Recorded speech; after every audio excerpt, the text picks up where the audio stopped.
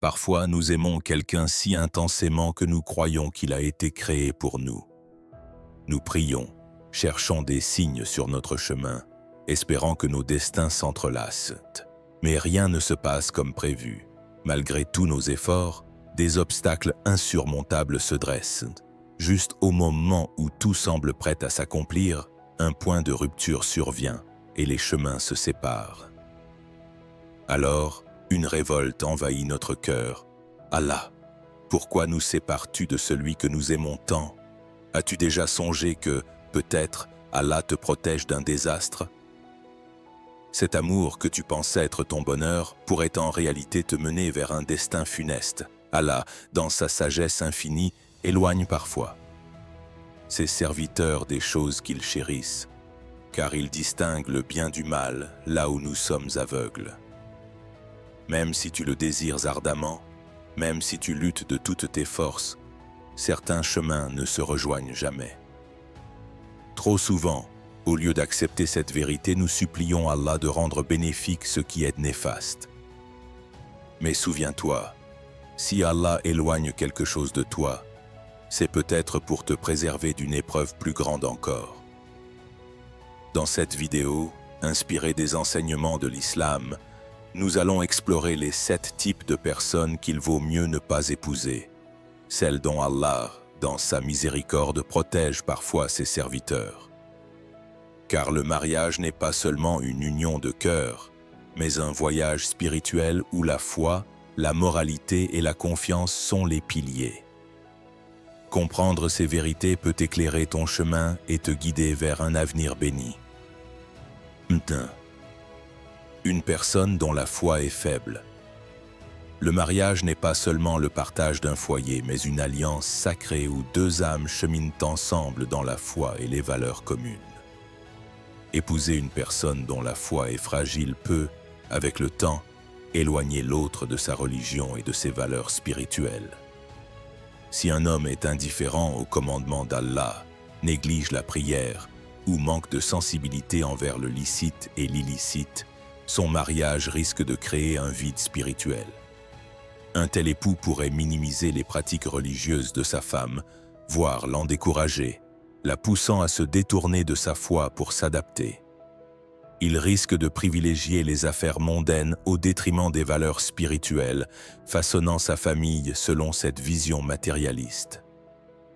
Avec le temps, les prières de l'épouse pourraient s'espacer, sa vie religieuse s'affaiblir, et elle pourrait commencer à compromettre ses croyances. De même, une femme indifférente à ses responsabilités religieuses, obsédée par les plaisirs matériels, représente une épreuve pour un homme. Car la paix dans un foyer repose sur la capacité des époux à s'encourager mutuellement vers le bien. Le prophète Muhammad, paix et salut sur lui, a enseigné que la piété est un critère essentiel dans le choix d'un conjoint, déclarant « Une femme est épousée pour 4 raisons, sa richesse, sa lignée, sa beauté ou sa piété. Choisis celle qui est pieuse, et tes mains seront comblées de bénédictions. » Une épouse ou un époux sans piété ne peut soutenir son conjoint dans son cheminement vers l'au-delà. Au contraire, il risque de l'entraîner vers les séductions du monde, l'épuisant spirituellement. L'exemple de Khadija, épouse du prophète, paix et salut sur lui, est éloquent.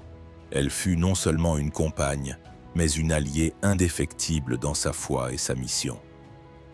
Un mariage avec une personne à la fois faible, en revanche, peut mener à des épreuves dans ce monde et dans l'au-delà, car une union qui éloigne d'Allah apporte plus de mal que de bien.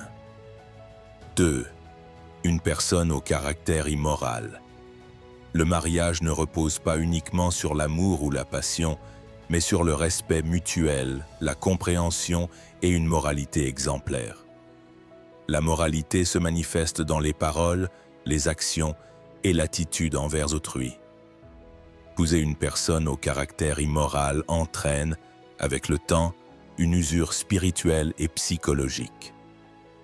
Si quelqu'un ment régulièrement, ne contrôle pas sa colère, parle de manière blessante ou nourrit orgueil, arrogance et manque de compassion, La maison bâtie avec lui n'aura pas de fondation solide. Un mauvais caractère érode l'âme de l'autre, brise la confiance et détruit la paix. Peu importe la beauté extérieure ou la situation financière, sans une moralité intègre, il manque l'essentiel pour un mariage épanoui.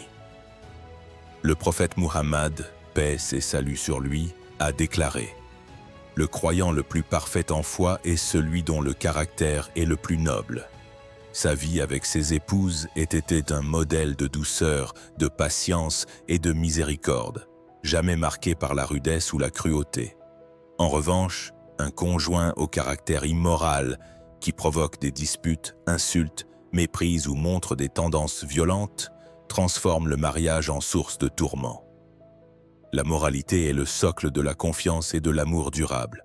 Se laisser séduire par l'apparence, la richesse ou des émotions éphémères sans considérer le caractère est une erreur.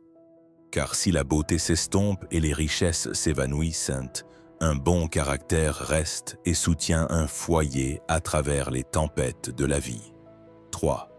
Une personne irrespectueuse envers ses parents, pour connaître le véritable caractère d'une personne, observe comment elle traite sa famille, en particulier ses parents.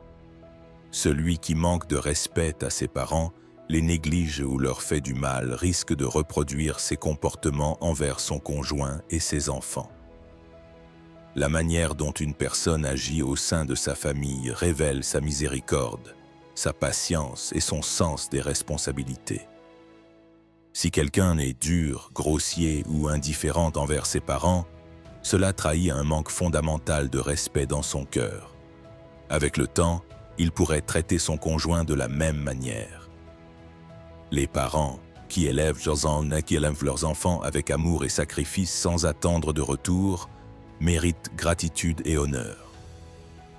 Si une personne est insensible à ceux qui l'ont tant aimée, comment pourrait-elle faire preuve de compassion envers autrui? Le prophète Muhammad, paix et salut sur lui, a enseigné « Celui qui fait le bien à ses parents verra sa vie bénie. » Sa propre conduite envers sa mère adoptive, Halima, sa nourrice Ayman et Fatima, l'épouse de son oncle Abu Talib, témoignait d'un respect profond. Une personne loyale envers ses parents le sera aussi envers son conjoint. Le mariage unit non seulement deux individus, mais aussi deux familles. Celui qui méprise ou ignore la famille de son conjoint risque de montrer le même manque d'égard envers sa propre famille.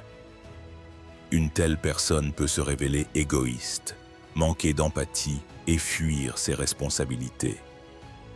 Les relations d'une personne avec ses parents sont un miroir de ce qu'elle offrira dans le mariage. Épouser quelqu'un qui ne respecte pas ses parents, ignorant leur bénédiction, peut mener à des regrets profonds, car son attitude envers eux reflète sa vision de la vie et sa conscience morale. 4. Une personne indigne de confiance et infidèle. La confiance et la fidélité sont les piliers d'un mariage. Sans confiance, la paix est impossible. Le doute, l'inquiétude et la douleur dominent. Épouser une personne infidèle qui ne tient pas ses promesses ou manque de fiabilité conduit à des déceptions et des regrets. Si quelqu'un a pour habitude de mentir, agit de manière incohérente ou trahit la confiance dans des affaires mineures, il risque de reproduire ses comportements dans des questions plus graves. La fiabilité d'une personne se mesure non seulement dans sa relation avec son conjoint, mais aussi dans ses interactions avec sa famille, ses amis ou ses collègues. Le prophète Muhammad, paix et salut sur lui, a décrit les traits de l'hypocrite. Il ment lorsqu'il parle, rompt ses promesses et trahit lorsqu'on lui confie quelque chose. La fidélité ne se limite pas à éviter l'adultère. Elle inclut le respect des engagements, le soutien spirituel et la présence dans les moments difficiles. Certains espèrent qu'une personne peu fiable changera après le mariage, mais le caractère ne se transforme pas aisément. Un individu qui fuit ses responsabilités ou manque de parole avant le mariage continuera probablement ainsi. La confiance est aussi essentielle que l'amour. Un conjoint honnête et transparent apporte la sérénité, tandis qu'un menteur ou une personne suscitant des doutes devient un fardeau. Épouser quelqu'un d'indigne de confiance prépare à une épreuve de longue date, car un mariage sans fidélité est une maison sans fondation. 5. Une personne avare ou prodigue.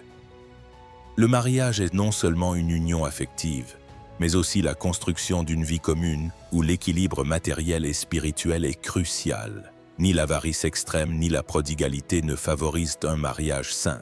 Une personne égoïste, qui refuse de partager ses ressources ou au contraire qui dépense sans mesure perturbe l'harmonie du foyer. Un avare, même fortuné, néglige les besoins de sa famille, privilégiant ses propres intérêts. Cela épuise son conjoint tant sur le plan matériel que spirituel, car l'avarice reflète un cœur fermé à la générosité. Le prophète Muhammad, paix et salut sur lui, a enseigné: la main qui donne est supérieure à celle qui prend. La générosité dans le mariage est essentielle. Un conjoint doit être prêt à partager avec sa famille. À l'inverse, une personne prodigue qui gaspille ses ressources sans discernement expose sa famille à des difficultés financières. Le Coran avertit: les prodigues sont les frères des démons. L'attitude d'une personne envers l'argent révèle beaucoup sur son caractère. Quelqu'un qui dépense uniquement pour lui-même, ignore les nécessiteux ou néglige les besoins de sa famille crée des tensions. L'équilibre est la clé d'un mariage harmonieux. Ni l'excès de retenue, ni le gaspillage ne soutiennent une relation saine.